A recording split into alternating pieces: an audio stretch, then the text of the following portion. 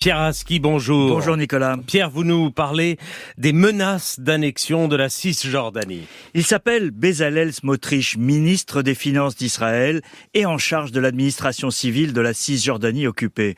En pleine guerre, ce chef de file d'un parti d'extrême droite, membre de la coalition de Benyamin Netanyahou, vient de jouer les pyromanes en annonçant que l'annexion de la Cisjordanie est en marche pour 2025.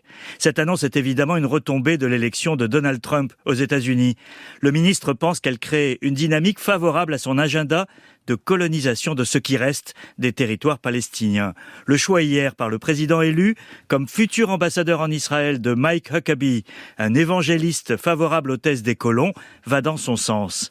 La déclaration du ministre a suscité la vive condamnation du chef de la diplomatie européenne, Josep Borrell, qui a rappelé que l'annexion est strictement illégale sur le plan du droit international.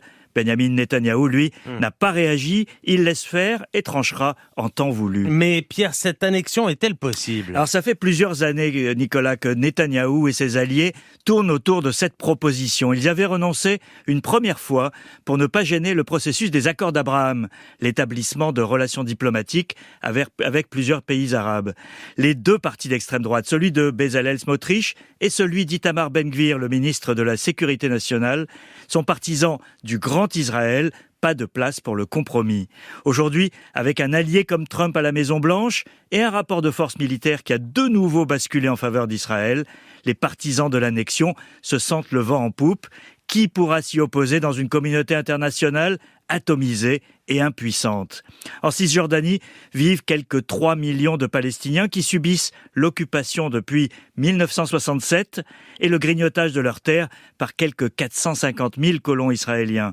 Pour comprendre la vie quotidienne de ces Palestiniens sous occupation, allez voir No Other Land, pas d'autre terre, un documentaire qui sort aujourd'hui en salle en France. Dites-nous, Pierre, de quoi s'agit-il ? Alors, ce film a été réalisé par un Israélien et un Palestinien, Yuval Abraham et Bassel Adra, qui, devenus amis, documentent sur plusieurs années le harcèlement que subit une communauté palestinienne du sud de la Cisjordanie, tant de la part de l'armée israélienne que des colons.